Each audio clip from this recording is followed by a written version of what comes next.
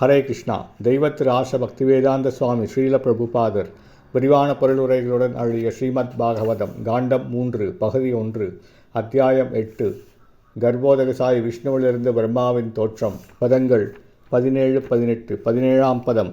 தஸ்மாத் யுகாந்த ஸ்வசனாவ பூர்ண ஜலோர்மி சக்ராத் சலிலாத் ப்ரூட்டம் உபாஸ்ரித கஞ்சம் லோகதத்துவம் நாத்மானம் அத்தாவிதத் ஆதிதேவ.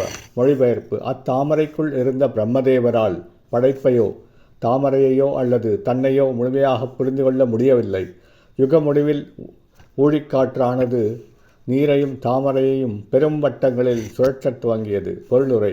பிரம்மதேவர் தமது பிறப்பையும் தாமரை மற்றும் உலகம் ஆகியவற்றை பற்றியும் புரிந்து கொள்ள மண்ணுலக கணக்குப்படி மிக மிக நீண்ட காலம் முயன்றும் அது முடியாமல் குழம்பிப் போயிருந்தார். எனவே சிருஷ்டியையும் பிரபஞ்ச தோற்றத்தையும் பற்றிய இரகசியத்தை வெறும் மனக்கற்பனையால் யாராலும் அறிய முடியாது. மனிதன் மிக குறைந்த சாமர்த்தியம் உள்ளவனாக இருப்பதால் படைத்தல், காத்தல் மற்றும் அழித்தல் ஆகியவற்றில் பகவானின் விருப்பத்தை அவரது உதவியின்றி யாராலும் அறிய முடியாது. பதம் 18.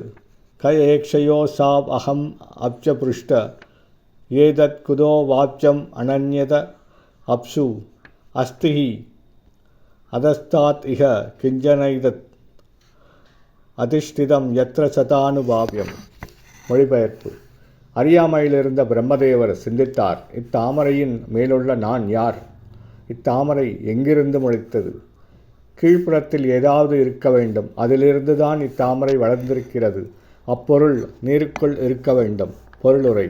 துவக்கத்தில் பிரபஞ்ச தோற்றத்தின் படைப்பை பற்றி பிரம்மா கற்பனை செய்த விஷயம் இன்னமும் மனக்கற்பனையாளர்களின் பாடப்பொருளாக உள்ளது.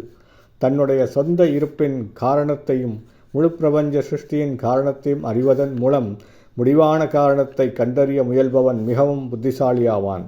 அவனுடைய முயற்சி தவங்களுடனும் ஊக்கத்துடனும் முறையாக நிறைவேற்றப்படுமானால் அவன் வெற்றியடைவது நிச்சயம். ஹரே கிருஷ்ணா.